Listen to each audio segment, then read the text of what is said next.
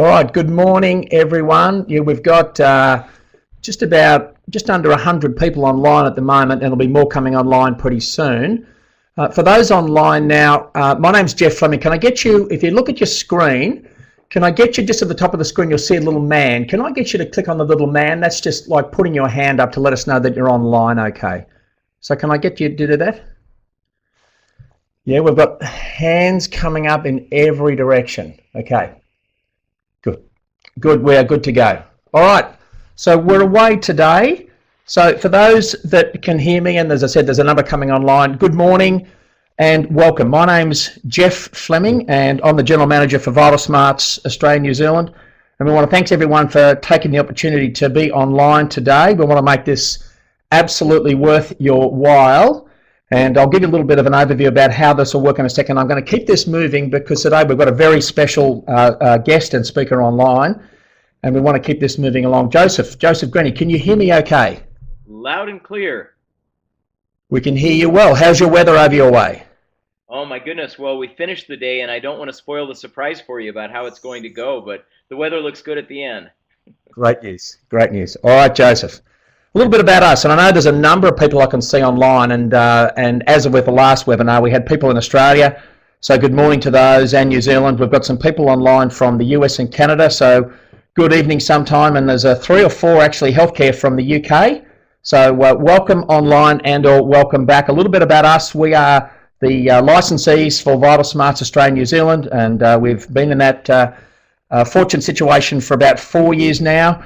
And for the last number of years, certainly in running events throughout Australia and New Zealand, and sharing information about Vital Smarts and Crucial Conversations and other associated programs, we'll often ask the question of people, what do you do around accountability? How do you handle that? Tell us about performance systems. And I guess the big question is accountability a challenge in your organisation? And virtually, and for those that have been in the room can attest this, every single hand in the room goes up. So accountability is a really big issue, and from all the organisations that we have spoken to, many are looking at either amending or changing or refining or chucking out their performance management system. And I guess from our experience, what I'd say is in these cases, the performance system isn't the problem, it's the skill.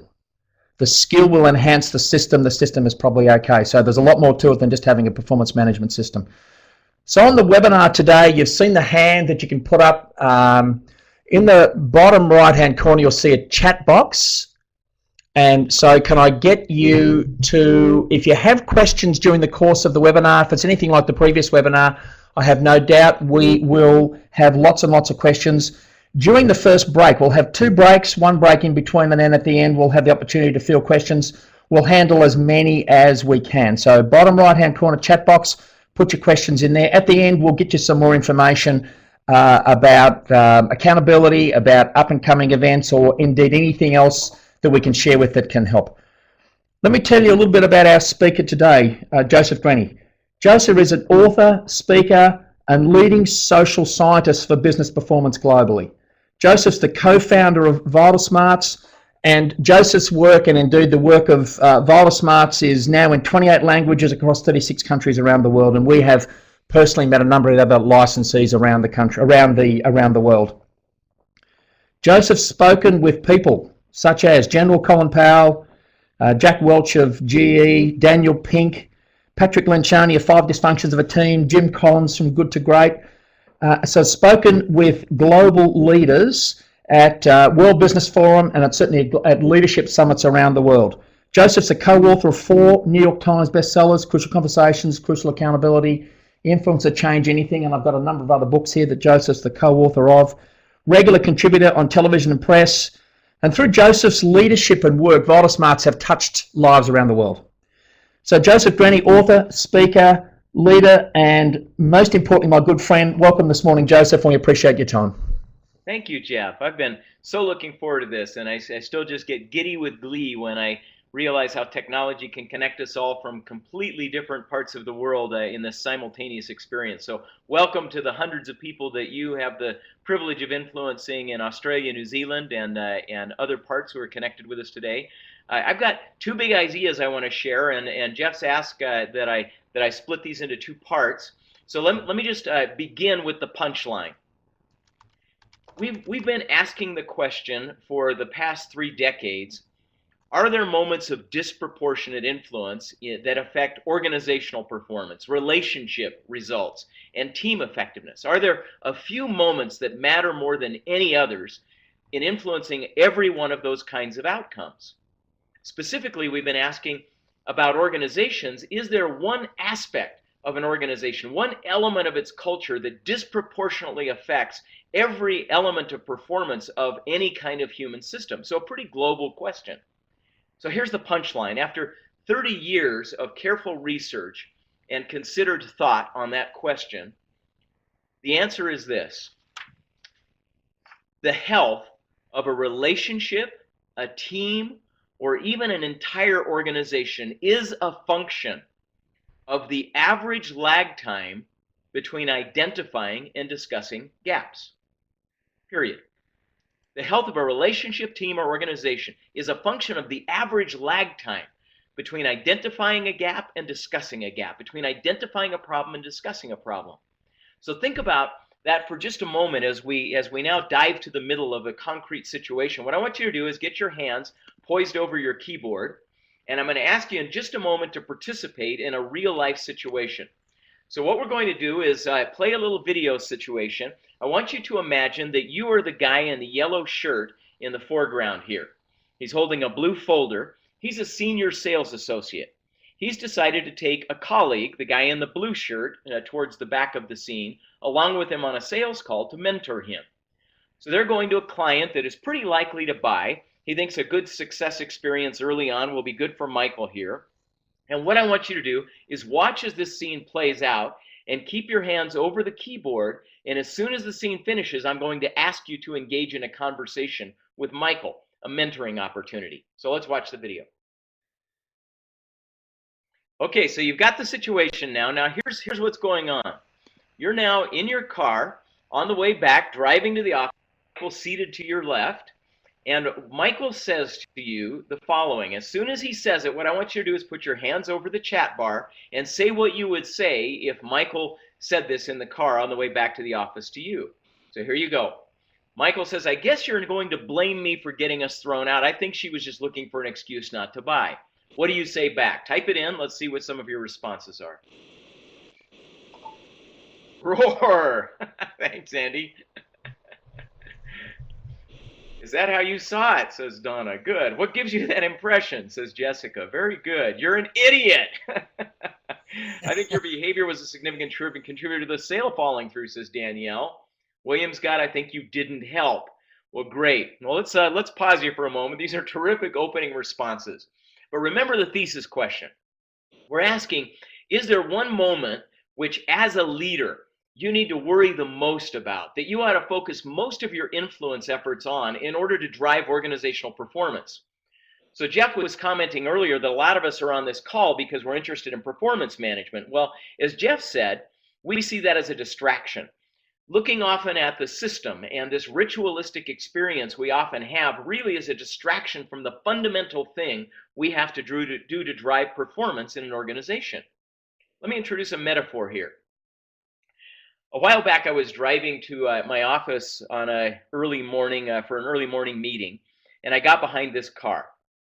And this got me reminiscing. So, you think back to your first experience learning to drive. And for me, it was at high school, and we had a teacher, and I was with 3 other students, and I was nervous and worried I'd be embarrassed in front of the other kids. And so I was kind of going back through time and thinking about that first experience as a student driver.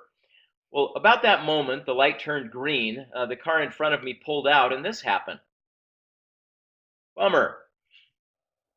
Now, fortunately, there were no injuries. Everybody was fine, but tremendous humiliation. And I sat there looking at that for a moment after ensuring everybody was okay, and I thought, there's a metaphor for life. We are all student drivers in the traffic of life. We screw up. We have mistakes and problems. So whether you work in financial services or mining or healthcare, or it doesn't matter where, if you've got 10 employees or 1,000 employees or 10,000 employees, you can bet that every single day there will be problems. There will be what we call gaps. So what do we mean by gaps? A gap is the distance between what you expected and what you got. That difference, the difference between how I expected you to behave, when I expected the report, the quality I expected to receive, and what I actually got, is what we call the gap. So examples, a teacher knows videos need to be approved before they're used in a classroom. You just walked into her classroom and she's showing an unapproved full-length movie. That's a gap. Coworkers will treat another with respect. That's our expectation. An employer colleague becomes insulting. There's a gap. Your direct report committed to turn in her timesheet by a certain time, and it wasn't turned in until much later. So there are gaps. There are varieties of kinds of things that happen every single day in organizations, and you and I tend to believe that our job is to reduce the number of gaps. It isn't. Gaps will always happen. We are all student drivers in the traffic of life. They are always going to occur. So what's your job as a leader? What's your job as an HR leader? What is your job as you're trying to influence organizational performance? It's to solve this problem. The health of a relationship, team, or organization is a function of the average lag time between identifying and discussing gaps or problems. Your job is to shrink that time. Your job is to influence both the motivation but also the ability of your people to rapidly and in a high quality way address those gaps. Now notice we're talking about gaps independent of position. The distraction that you and I often suffer from is we think about vertical downward gaps. We're saying if we could get bosses holding this ritualistic conversation on a semi-annual basis with their direct reports, then we believe that will derive performance improvement. Well, the research shows it doesn't. There's almost no correlation between the presence and the quality of that annual discussion and organizational performance. What there is a relationship with is the average lag time between identifying and discussing the problems that happen throughout the year. And that needs to become your focus. What we also know from the research is if you focus on that gap, if you focus on a culture, the number, 95% said yes. We've got people here who fit that exact description. Well, then we asked, what are the consequences? We'll look at them. 75% are saying these people cause severe problems to customers, to productivity, to quality, to customer retention, to the organization overall. And then we asked the critical question.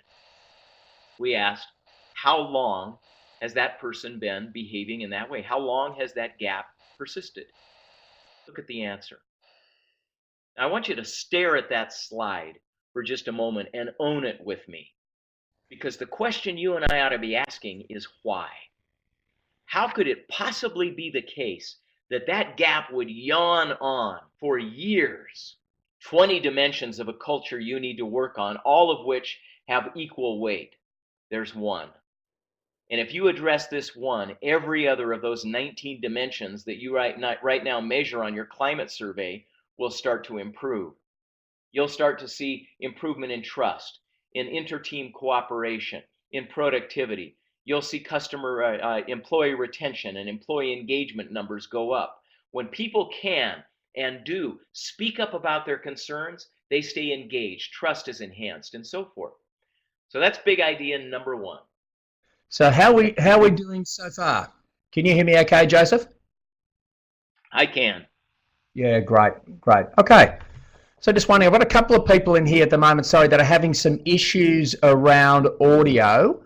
And I've had a couple of interesting private questions in here asked. There's one of the ladies that's come in from, this lady's actually coming in from healthcare in the UK that's been on our previous webinars, Joseph, and she asked the question about, and I've heard this term before in healthcare, about legacy issues. And, she talked about how would you use some of the issues you're talking about, I guess, and some of the skills around people that have been, I guess, a long time problem, like a long time behavior problem in healthcare. How would you use the skills to deal with a person like that? Yeah, those are exactly the prime opportunities. And if you think of a healthcare environment, this is a human system. It's all about a very complex human process that requires tremendous interdependence. So if you have people that are acting out rather than talking out these gaps, that are working around problems rather than working through them, what you end up with is legacies of incompetence, legacies of broken rules, legacies of people not performing their duties up to spec and creating a good patient experience and clinical outcomes. So it is an enormous challenge, I acknowledge that, to step up finally and say, we're going to change the culture here. We're going to start speaking up immediately and directly. And you know what? There's some age-old problems we haven't discussed. So the first piece of advice I'd offer is just to acknowledge the past. Admit it. Recognize that you... Great answer. And the other question around that one, Joseph, was that if you've been in previous discussions, it's almost like sitting down and having the discussion again. I don't really need to talk because all I need to do is press play and repeat the conversation because I know where it's about to go. How do you deal with those situations? Oh, so important. One of the skills that we teach in Crucial Accountability is how to have the right conversation. The principle is if you're talking about the same thing twice, if you're pushing that play button, then the problem is not them, it's us. We're having the wrong conversations. We have to learn how to help the conversation progress from an immediate example of a gap to talking about patterns, and from talking about patterns to talking about needing to change the fundamental relationship if the pattern doesn't get addressed over time. So as you teach your people to escalate the conversation, to have it at the level that it needs to occur, you'll find you stop having these deja vu conversations. Fantastic. Great answer. And I'm just looking through back some. This must have been a previous response, I think, Joseph, from the video before of Michael dancing on the desk, because I think the comment from the comment back in the car was, "Are you on drugs?" So I guess that means the meeting didn't go as well as I had anticipated, or words to that effect. Words to that effect. Absolutely. All right. So let's, I think, continue, Joseph. I've got some other private questions coming in. Let's handle those at the end. If anyone has any other questions or anything at all, just in the chat box, and everyone can see themselves. Let everyone that wants to be able to see others' comments, you should be able to do that. But any other questions, just fire away. And Joseph, why don't we just continue? Great. Well, I've got one other really big idea, and this one really is a life changer that I'd like to explore. But first, let's step back. So in our research, having recognized the central role that addressing gaps plays in organizational performance and in relationship strength and in team performance, we started to study what we call positive deviance.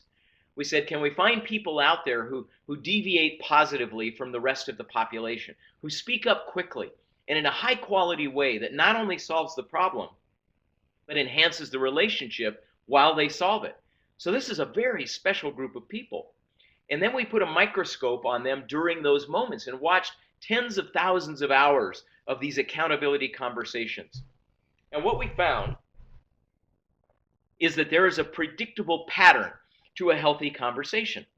You'll notice in the model in front of you, and in our limited time we won't be able to go through all of this, that there is a temporal flow. There are a few things, you'll see them on the top box there.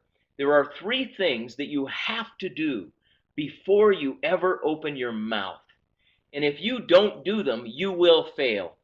So a lot of the comments that we saw, which admittedly were playful, that people would have said to Michael in the car on the way back to the office, reflect our failure to do one of these 3 things. We call them get unstuck, start with heart, and master my stories. They get us in the right emotional frame.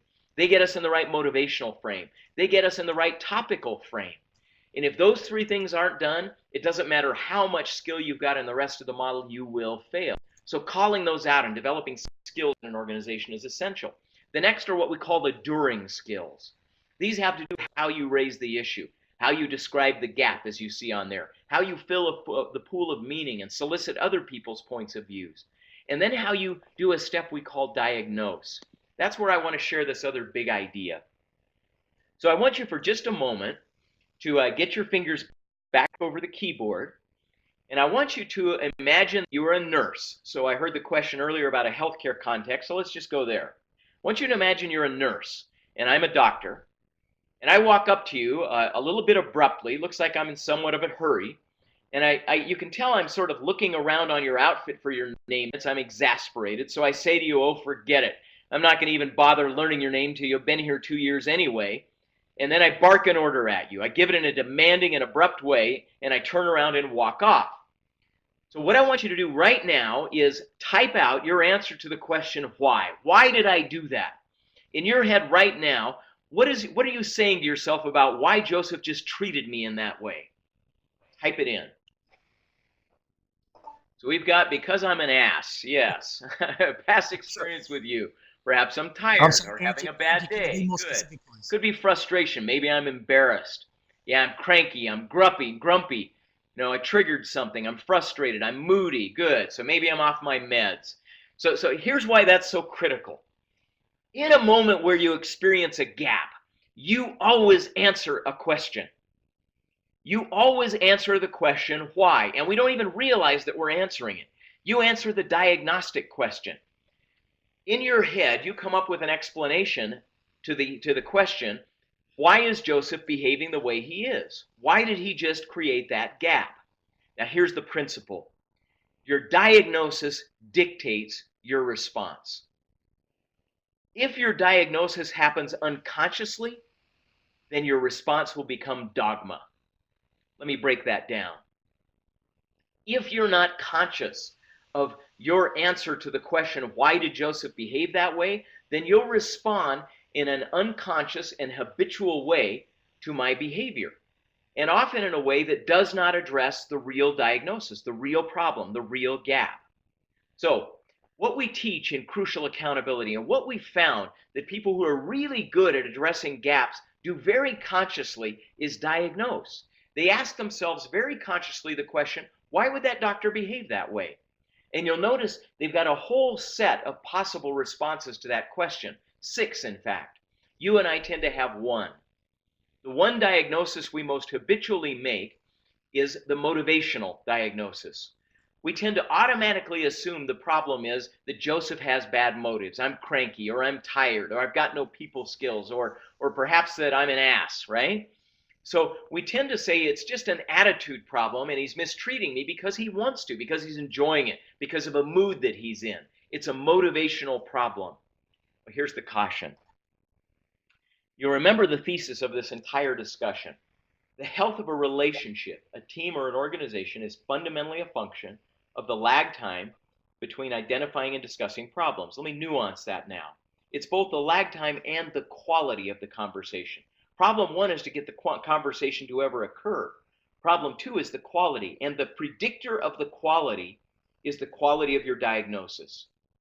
If we come in curious, if we come in open, if we can come in a way that says, I don't know why you did that, let's explore, the odds of you influencing a positive outcome go up exponentially. But we tend not to. We draw conclusions, we diagnose, we attribute it to a motivation problem. So the first big step you can make to profoundly increase your influence is to learn to just double the size of the model. Ask yourself, could this be not just a motivation problem as you see on the left of the model, but could it be an ability problem? Let me illustrate. A few years back, I had an opportunity to give a speech at Pebble Beach, one of the finest golf resorts in the U.S. Do you golf in Australia, Jeff? Just kidding. You don't have to answer the question. Yeah, and really badly. So I box, and then he picks up this massive tub of maple syrup and starts to try to pry at the foil corner of it. Well, it's taking everything he's got, and finally he rips the foil loose in such a way that the entire tub of maple syrup spews up like a volcano into the air, hangs for just a moment as I look sideways and see it, and then drops inevitably all over the windbreaker. Well, I stared at him for a moment. And in that moment, I was diagnosing. When you see a gap, you involuntarily answer the question, why? Well, as I looked at him, I know kids make mistakes. He was 11 years old at the time. But I just wanted some recognition of it. I wanted some acknowledgement that this priceless artifact was now damaged, perhaps beyond use again. Instead, he picks up a French toast stick, plunges it into this container, jams it into his mouth, and it starts drooling down the front of his windbreaker. I was incensed. I was angry. Now, here's the key. Your emotional response to gaps is a function of your diagnostic response. How you answer the question, why is he doing that, shapes your emotional response. And our habitual response is he's doing that because he's an ungrateful brat. It's a motivation problem. He doesn't care. He doesn't care about this priceless gift that I've given him. He's taking me for granted.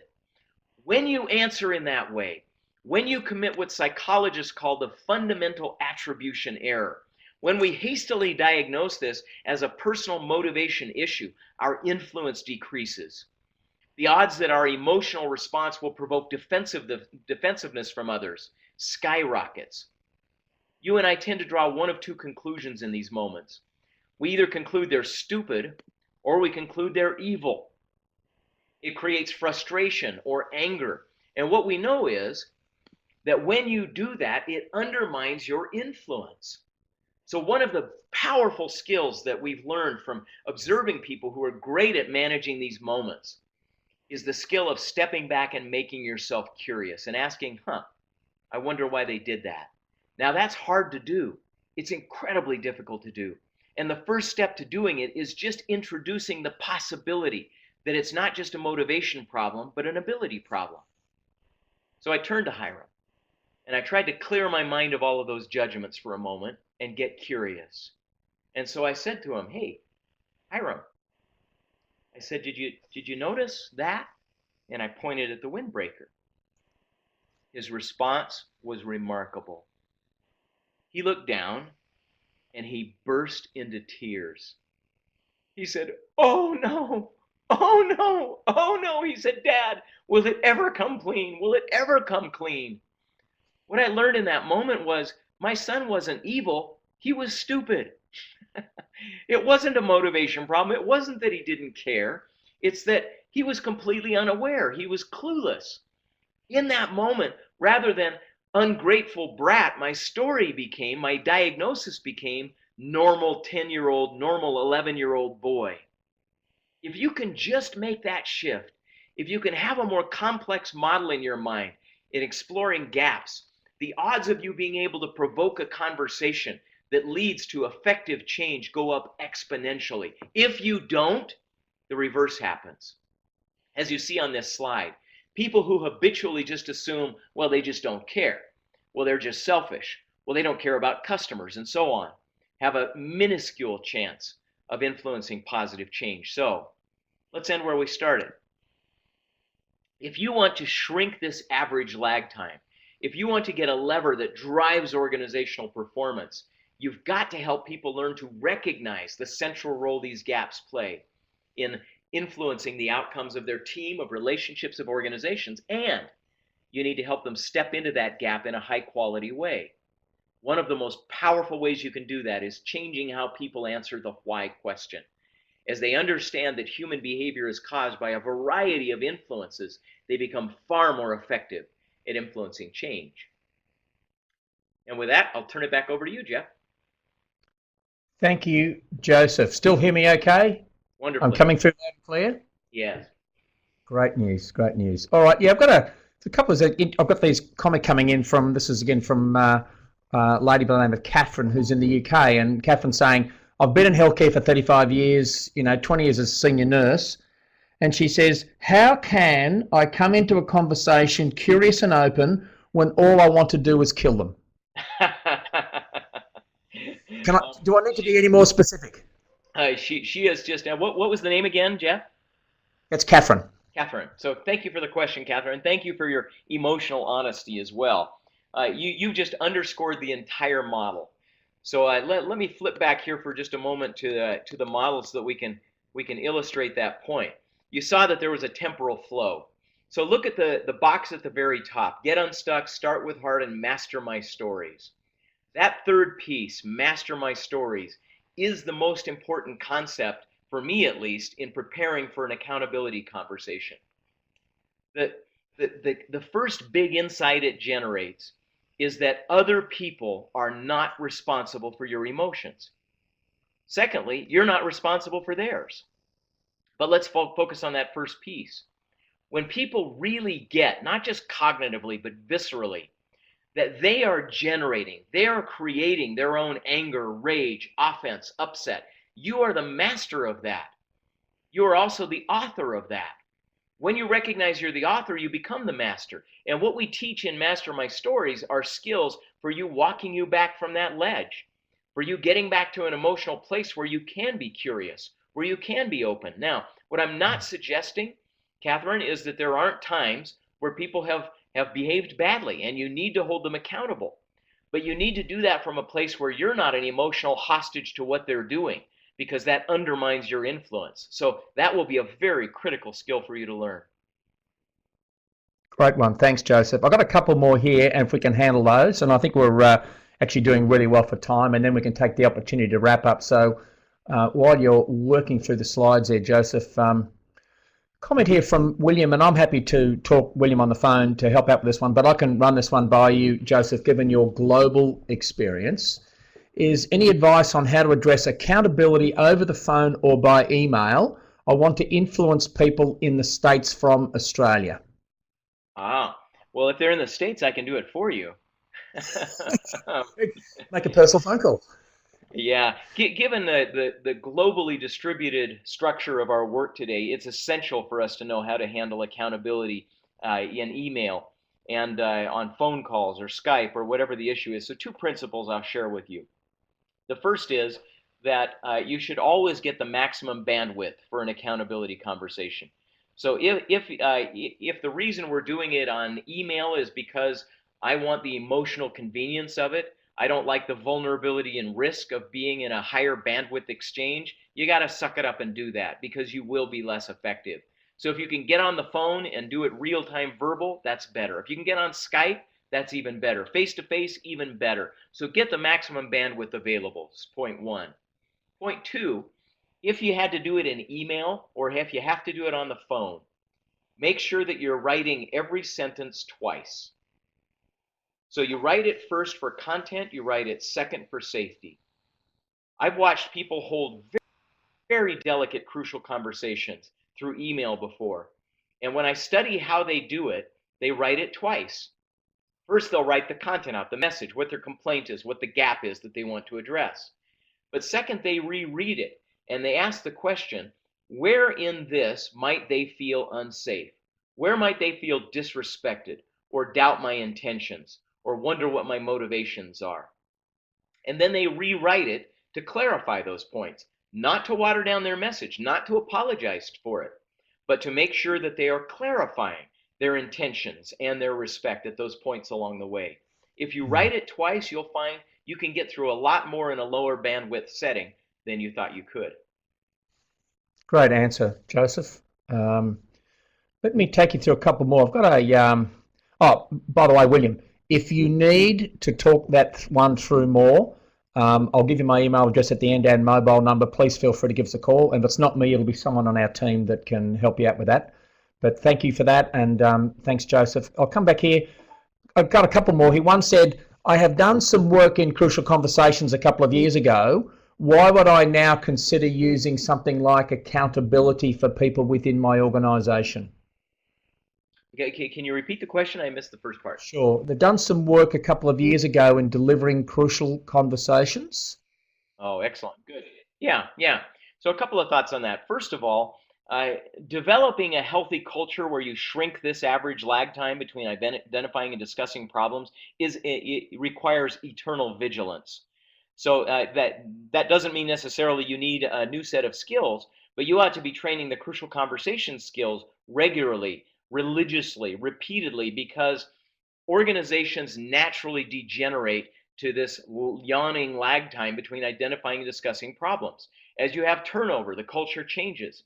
As you start to grow as an organization, the lag time starts to widen as well. So it requires constant vigilance. So one thing I'm encouraging, independent of what product or tool you use, is you have to be working on this all the time and building it into the influence strategy for your culture and your organization. Second, crucial conversations for us is the larger umbrella. It's how to discuss emotionally and politically risky things in general. Accountability then goes to the special case of gaps. It's not just talking about emotional and political differences where we disagree with each other. It's about more complex and persistent accountability problems. So those require a more robust solution set than we skill people up for in crucial conversations. There are more advanced skills available, and we couldn't pack all that into a 2-day class. So if you're in an organization where you have very few chronic gaps, you probably don't need this. If you're in an organization where there are issues that seem to get swept under the table, or we have conversations repeatedly about them and they don't say, then you'll find as you dig into this that there's some very robust tools that will build onto the Crucial Conversations platform that you've already laid. And one of your staff comes to you complaining about a colleague's behaviour. They're saying to you that, I'm trying to work and I'm trying to do this, and this person comes in late and this person does everything else and they make noise and they're disruptive. They want you to address it, and you're the manager. How do you handle that? Yeah, this is so often the case. In fact, I was at Facebook last week, and one of the champions of Crucial Conversations at Facebook described how the first phase they went through was him becoming kind of the ombudsman for every crucial conversation in the organization, because people knew he was really good at this. So they'd always do a shout out to Michael when somebody needed to talk about something tough. And that actually over time builds weakness into an organization. So what he recognized was the need to make these skills universally available. And so it's become the norm when any new person comes into Facebook that this is one of the first trainings that they get. And Mark Zuckerberg and Sheryl Sandberg explained to them, this is the culture we want, and we need you to be speaking up about concerns and owning your own problems. So that leadership message is essential. So what you're identifying in that question is that is a moment of disproportionate influence. In the worst organizations, the way it gets handled is we just end up gossiping. Both of us feel bad, but we can blame the other person, and we feel weak and powerless, and we let the problem sit. In mediocre organizations, the senior trainer person in this story, hears it and then finds a way to go share the feedback with somebody else. The more typical way this happens is by escalating problems. So direct reports bring them to the boss then goes to his or her peer, that peer then talks to that person over there. So we have this whole chain of communication. In the healthy organizations, it happens peer-to-peer. It happens between individuals. Whoever the individual is that is experiencing the gap is the one who discusses the gap, irrespective of the level of the individuals involved. So in the ideal world, what that senior trainer ought be doing is turning that into a teaching episode and saying, wow, I validate that. I recognize that's a concern. That would be incredibly frustrating. Validate them like crazy. That's absolutely something that needs to be addressed. And then ask, would you like feedback? Would you like coaching about how to go address that? If you don't have an organization that is reinforcing this, what they'll tend to do is say no thank you or pretend to listen to you. So that's why it's so essential that, like Facebook, this become a cultural norm and a value, and these skills become a universal expectation so that when that gossip temptation happens, it's easy to confront. Great. Thanks, Joseph. I'm going to field a question here from Stuart. It's a fairly long question. It has some content to it. Let me read this out, and let's see, Stuart, if we can help you out with this one. We sell software business platform into organisations from small to medium-sized businesses and have discussions around change management with the decision makers. Bad habits have been formed in our system. We'll set accountability amongst the team from project management to team, in some instances, the business owners, identify they have gaps and get what they are saying. My audio dropped for a minute, so I'm going to need you to start this one again. I apologize. That's all right. That's okay. All right, here we go. Again from Stuart. We sell software business platform into organisations from small to medium businesses and have discussions around change management with the decision makers. So I'm assuming we're talking about the decision makers within their clients. Bad habits have been formed in our system. The system they produce will set accountability amongst the team from project managers to teams in some instances. The business owners identify they have gaps and get what they are saying, although they're scared to make the final decision based on putting accountability in place. The business owner, sorry, Joseph, this is a long one. A long one. The business owner or decision maker is therefore frightened to put accountability in place for fear of losing the team member, especially when this person can be difficult to replace, and particularly in their industry. One of the reasons I believe the team members like the lack of accountability because they have formed their own habits, and have created freedom with the end result. So I guess I don't want to do it your way, I like to do it my way. All right, so to do it their own way, regardless of, rather than doing it for the good of the organisation. Frustrated and wanting what we have, how do you give the business owner the confidence that they are on the right track? In other words, how do you actually hold people accountable and get past this fear that if I hold this person accountable, I'm going to lose them? Yeah. Yeah, one of the central things that we learned early on is that this is a primal fear people have. So from the time we're very, very young, we start to believe a myth. And that myth causes mischief for the rest of our lives. We learn from the time we're very young that you often have to choose between telling the truth and keeping a friend. So, we go to grandma's house and grandma serves up some green goo on our plate. And then after we take our first bite and we feel like spitting it out all over the place, grandma says to her 3-year-old granddaughter or grandson, "What do you think?" Well, when we tell our honest 3-year-old answer, this tastes like vomit, we get reproved, we get punished. Everybody seems offended and upset. And it's beginning in that moment that we start to learn, oh, I see, they didn't want the truth. They wanted me to just keep this false sense of peace between us. So the fact that we start believing that you have to choose between telling the truth and keeping the friend, the adult professional version of that is, I have to choose between retaining this employee and improving this employee. I have to choose between discussing a gap with this person and solving a problem, or having to replace them in a couple of weeks. If you can see, that same myth inhabits our minds today as it did when we were 3 or 4 years old. It shows up in our relationships with our loved ones, with our life partner, spouse. We start to believe if I raise this problem, then it's just going to create a blow up and there will be unpleasant feelings for the next few weeks, or even worse, could rupture the relationship. So let me make a very, very strong point here. That belief is myth. It is false. After studying 30 years observing people managing these moments, what we know is that truth is a trust accelerant. If you want intimate, strong relationships, you can't work around the truth. You have to work through it. But it's a skillful performance. It requires skill and competence. And so the only way those project managers are ever going to get past what we call this sucker's choice, this false trade-off between retaining an employee and giving feedback, is to start recognizing there are skills you can use to present that information that not only in a way that they can hear it, but that actually increases the trust and confidence that you have between you two in the relationship. Yeah. So boy, you put your finger on something that is of essential importance for us to transcend in organizations if we ever want to improve performance. Wow. And I think it's one of those things too, Joseph. I know that in probably many corporations and organizations, they struggle with the top performing salespeople who, almost on a daily basis come, they return to the office with a swag of new deals and a new sales, but never attend meetings. When they do, they are disruptive. They're hard to work with. They're hard to deal with. And as a manager, you want to be able to resolve that situation and have them be a team player and maintain your sales at the same time. Yeah, precisely.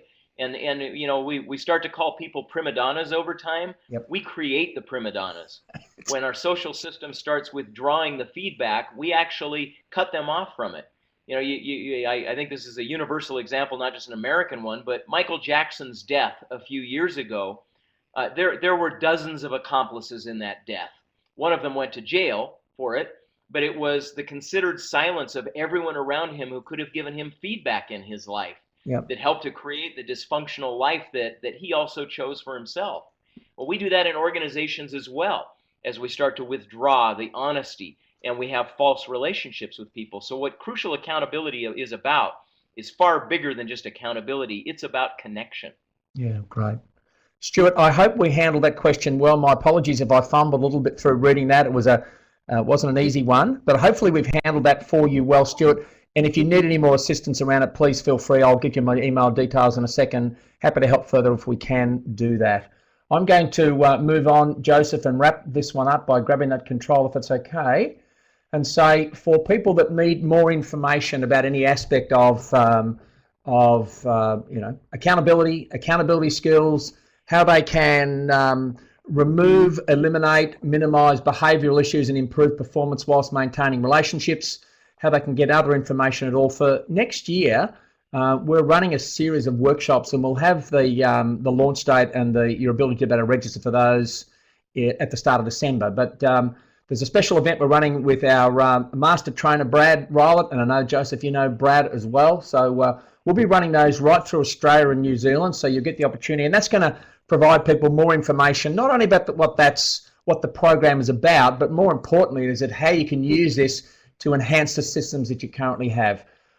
In our event, and if you look below, that is a URL, and you should be able to click on that. That should open up into our training event page. But we've got a number of crucial accountability public training running next year, and that for organisations is an opportunity to come along and just get a sense of what this program is all about. Could we run it internally? Will this address our issues? Does this relate to the culture within our organisation? You'll have the opportunity to come along to a 2-day event without necessarily having to run the training yourself. You can come along to a public event and just get a better sense of whether it would work for you. There is for Crucial Conversations graduates what we call the 1-day program. We've done a couple of public programs, but more importantly within organisations, and like that comment we had before from the question from someone who said if we've run conversations before. Well, a 1-day companion program using the same principles as Joseph touched on before will help you to get more skills in the organisation around better holding people accountable. Lastly, if you want more information for your executive team, and we're doing these all the time now, particularly a lot in healthcare, if you want some more information, happy to set up a complimentary internal briefing. We'll give the option to get a better feel for what this is all about and what impact it would have within your organisation. So I'm going to say now that it's, I have here about 5 minutes to 11. Our website is there, my contact details and mobile is there. If we can be of assistance at all with anything, please let us know. Lastly, thank you to everyone for being online. We do appreciate your time. I know there's been numbers of people from a whole range of industries, including healthcare and lots of other names of people that have been on events before. We appreciate you giving up the time. You've probably got a very busy day. Last but not least, to Joseph. Joseph, we very much appreciate your time. Well, happy to be part of it, and I'd like the group to know that you are in the best hands in the world in Australia and New Zealand. So we have over 12,000 certified trainers around the world. The Crucial Conversations and Crucial Accountability material is the top-selling tool in these categories across the planet. So we have the chance to look at many, many different trainers. And these are some of the finest in the world. So it's just an honor and a pleasure to work with you, Jeff, and with your team. Thanks very much, Joseph. As I said, very much appreciate your time. Thank you, everyone. Anything else we can help with, please let us know. You've got my email address there, mobile number there. We look forward to any feedback. Welcome. There's some feedback coming in now. So thank you, everyone. Thank you for your time. Have a great day, and we'll look forward to hearing from everyone soon. Thanks, Joseph. Have a great night. It's a pleasure. Thank you.